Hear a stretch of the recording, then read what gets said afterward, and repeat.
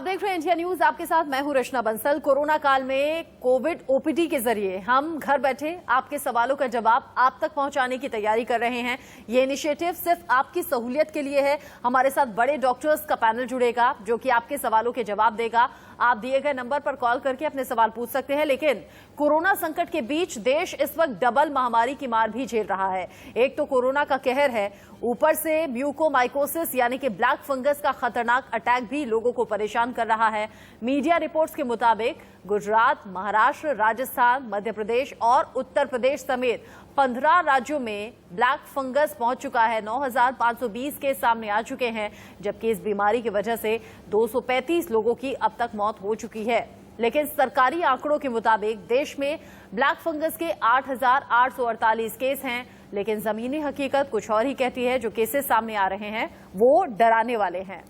ऐसे में आंख, कान और जबड़ों पर सबसे पहले अटैक करने वाले इस किलर फंगस से लोगों में खौफ है। सिर्फ इतना नहीं, कई जगहों पर ब्लैक और व्हाइट फंगस के केस भी मिलने शुरू हो गए हैं। मध्य प्रदेश के ग्वालियर में एक मरीज में दोनों ब्लैक और व्हाइट फंगस मिले हैं। ये इतना खतरनाक है कि कई मामलों में मरीज की आंख तक निकालनी पड़ जाती है और अगर 15 दिन तक ध्यान नहीं दिया गया तो मरीज की जान भी जा सकती है।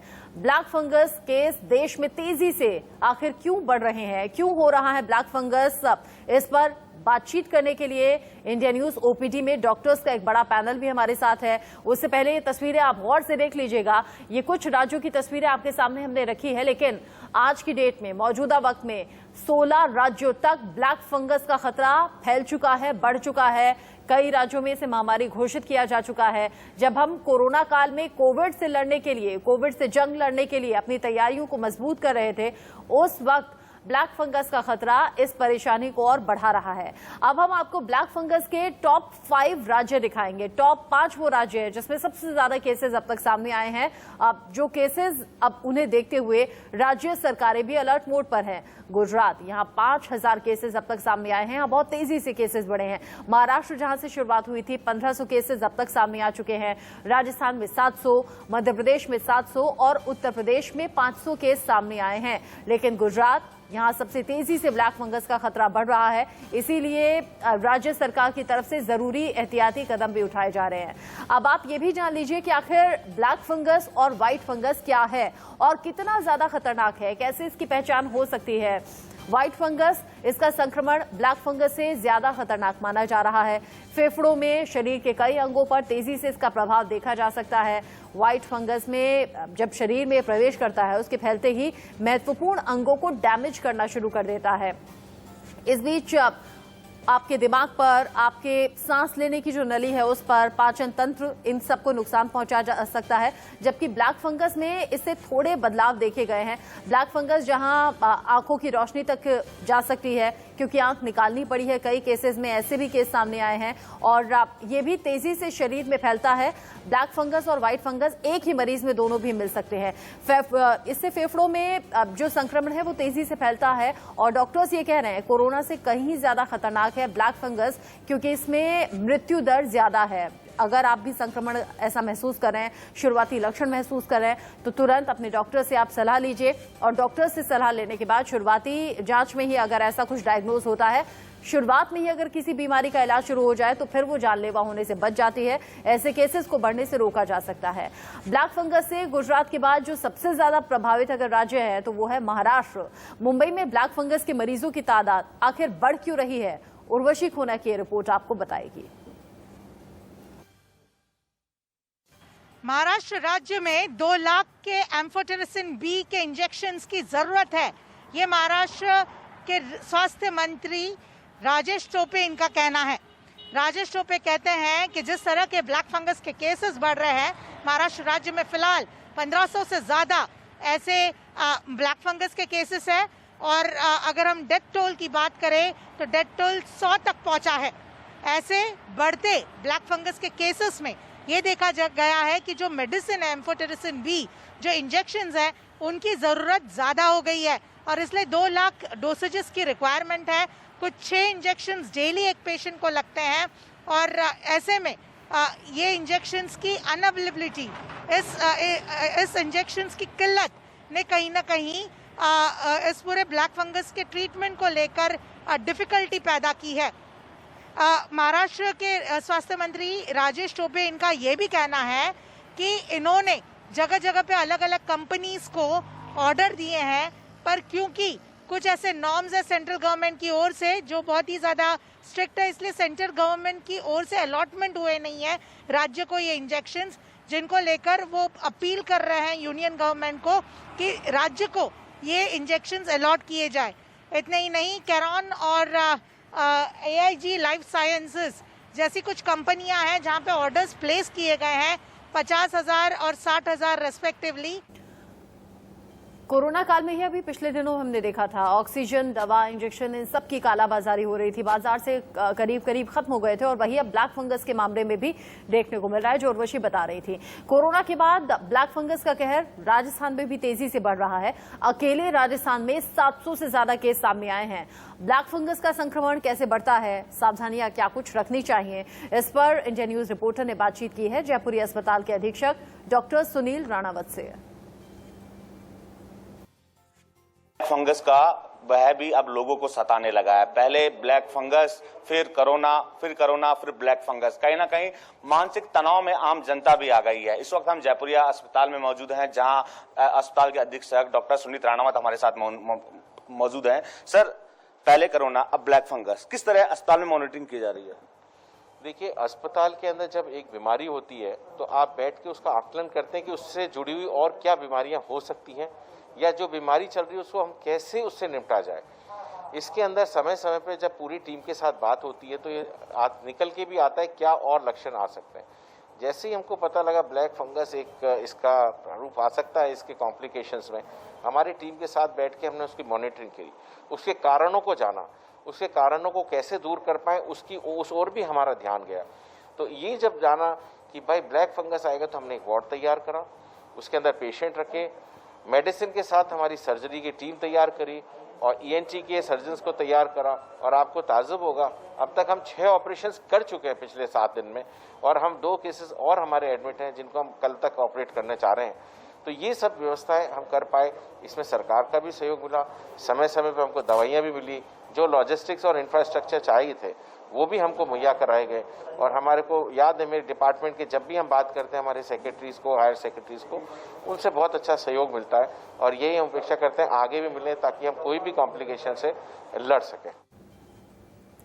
कोशिशें लगातार चल रही हैं, केंद्र सरकार सुझाव दे रही है, राज्य सरकारें जरूरी कदम उठा रहे हैं, लेकिन उसके बावजूद अब पहले कोरोना और अब ब्लैक फंगस लोगों में डर पैदा कर रहा है। लेकिन कोई डर की स्थिति ना रहे, कोई सवाल अगर आपके मन में है उसका जवाब आप तक पहुंचे। डॉक्टर्स का पैनल हमारे साथ जुड़ा हुआ है।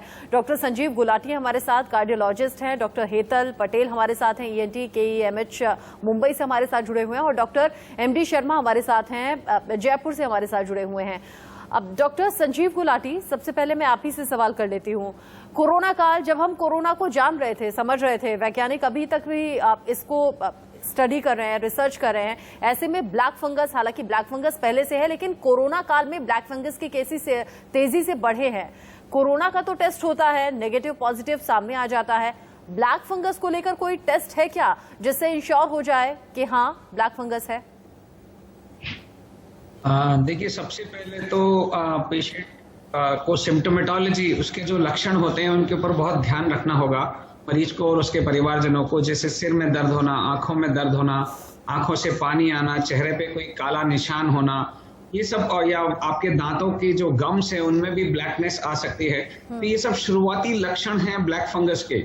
अगर ऐसा आपको लगता है कि ऐसा कुछ है और आप कोरोना की वजह से अस्पताल में भर्ती होकर डिस्चार्ज होकर घर आए हैं, तो तुरंत इस अपने नाक कान गले के डॉक्टर से या अपने फिजिशियन से संपर्क करें। इसका जो टेस्ट है, दो जांच होती है जिनसे ब्लैक फंगस की डायग्नोसिस होती है।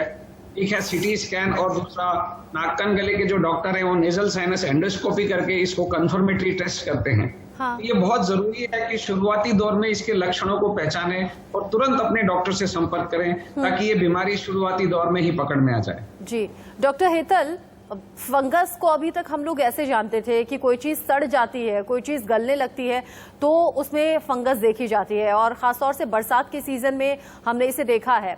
अब चूंकि मौसम भी लगातार बदल रहा है, नमी मौसम में बनी हुई है, क्या ऐसे में ब्लैक फंगस या व्हाइट फंगस बढ़ने के आसार दिखते हैं आपको? जरूर तरह से ब्लैक और व्हाइट फंगस है। हम जो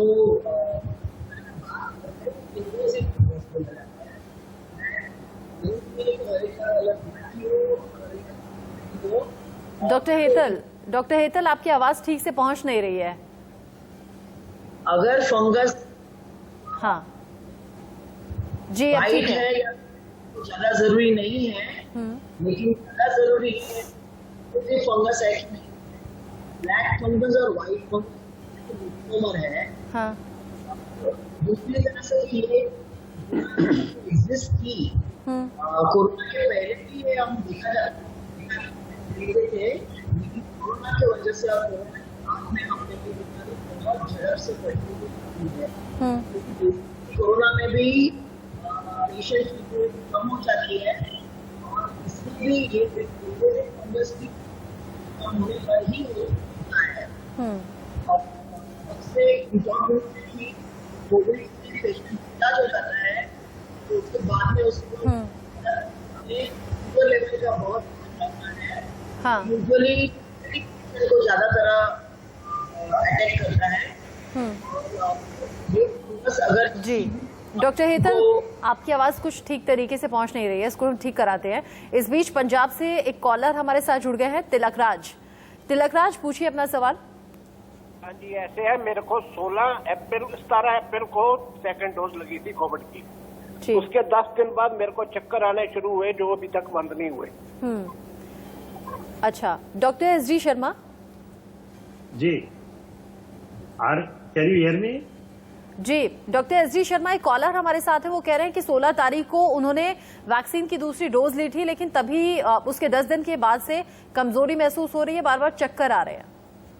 देखिए, अगर इस तरह का है, वो उसी समय से हो रही है या बाद में होने लगी है, उसको डॉक्टर से खासतौर से ईएनटी सर्जन को दिखाएं। अगर चक्कर आ रहे हैं तो डॉक्टर की सलाह जरूर से लें। जांच करनी पड़ेगी क्या वैक्सीन रिलेटेड या वैक्सीन अनरिलेटेड है।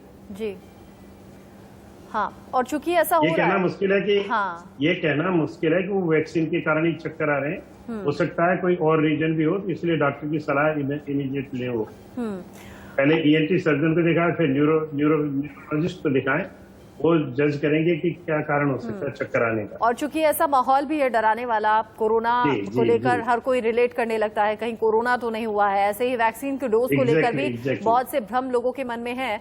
डॉक्टर एसडी शर्मा ये भी बताइएगा, चूंकि कोरोना को लेकर भी, ब्लैक फंगस को लेकर भी शुरुआती लक्षण कुछ हैं कि इनसे आप पहचान कीजिए, लेकिन ये सब लक्षण, कुछ एक लक्षण ऐसे नॉर्मल वायरल में, नॉर्मल फीवर में, सर्दी जुकाम में भी इनसे मिलते जुलते से लक्षण होते हैं। ऐसे में बड़ा कंफ्यूजन हो जाता है लोगों को कि उनमें एक वहम भी हो जाता है कि कहीं कोरोना तो नहीं हो गया, कहीं ब्लैक फंगस तो नहीं हो गया।